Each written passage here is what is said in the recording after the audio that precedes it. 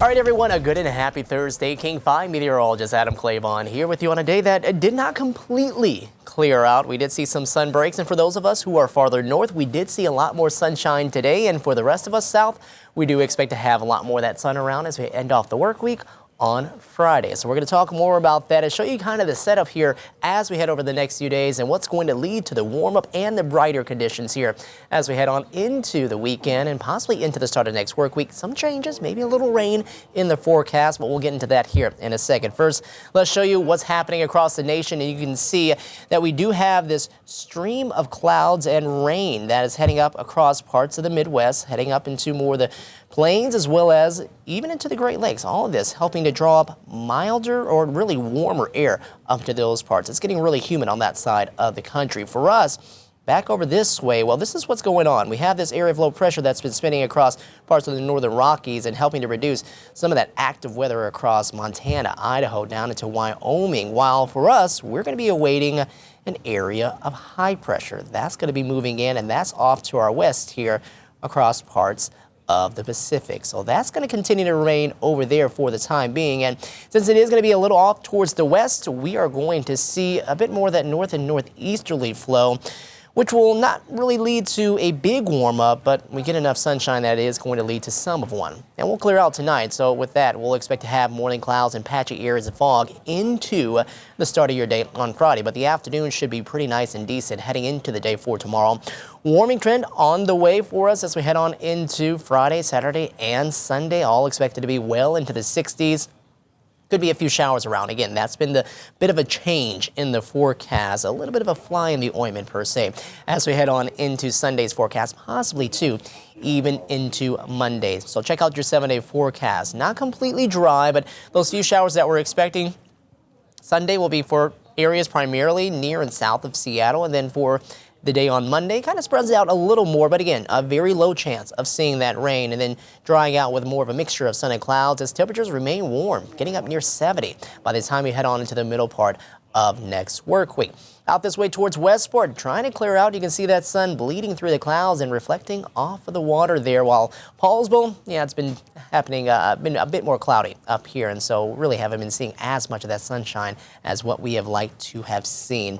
Here's a look as we look currently there in Everett, and it also looks fairly cloudy here into our late Thursday afternoon. And in Port Angeles, nothing but clear skies here. Again, the farther north you are, the brighter your skies are, and the farther south you are, well, you see a lot more of this right here, the clouds. Although, yes, it does look like we're trying to see some clearing, and we might see a bit more of that here as we end off the day.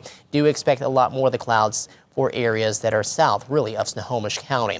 Here's a look at your temperatures in more the mid to upper 50s. So the clouds definitely did a number, held some temperatures down. A few of us got into the 60s, but with the clearing on the way tonight, that's going to allow things to drop off with our temperatures. Start off chilly into the day on Friday, but warm up nicely by the afternoon. You can see that active weather off towards the east there across Idaho and Montana and over into Wyoming.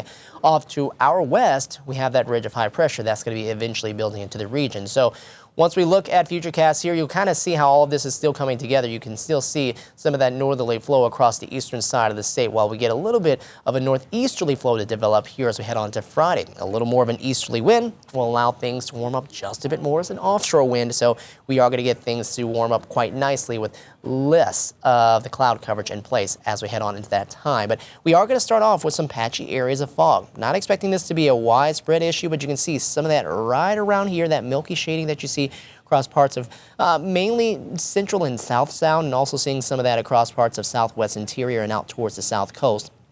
Maybe not as much of that, though, as you head farther to the north.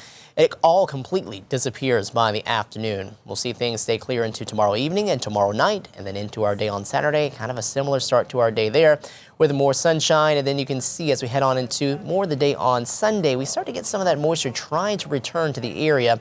Some of it out towards the coast, but also expecting to see some of that across some of our southern locations into Sunday afternoon and Sunday evening. And that ridge of high pressure, it remains out over the Pacific. You can see that right there across parts of the Gulf of Alaska. That's where it's going to be centered. So while it's right there, we still get a little more of this north and northeasterly flow. Now, it's not going to be right overhead, which will lead to the big time warm up like we did see earlier this week and what we might see again later on to next week.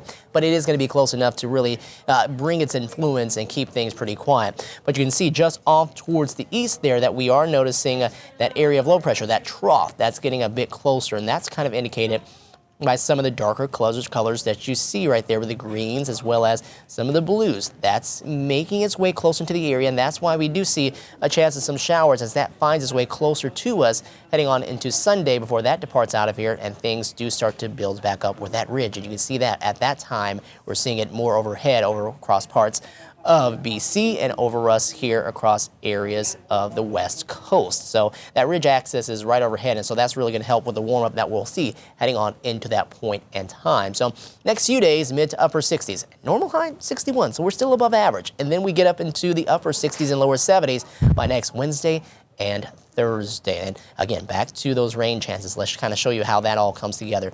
You can see that area of low pressure spinning off to the north and to the east. That's helping to generate some snow actually across parts of Alberta, heading over towards Saskatchewan as well, and heading over towards more of the central plains and the plains for Canada. Now, that heads closer to us as that moisture will find its way around. There it is Sunday, 7 p.m. You can see that right over parts of the coast maybe and across parts of central and south sound.